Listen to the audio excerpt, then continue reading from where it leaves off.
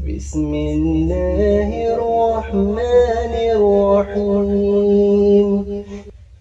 أرأيت الذي يكذب بالدين فذلك الذي يدع اليتيم ولا يحض على طعام المسكين فويل للمصلين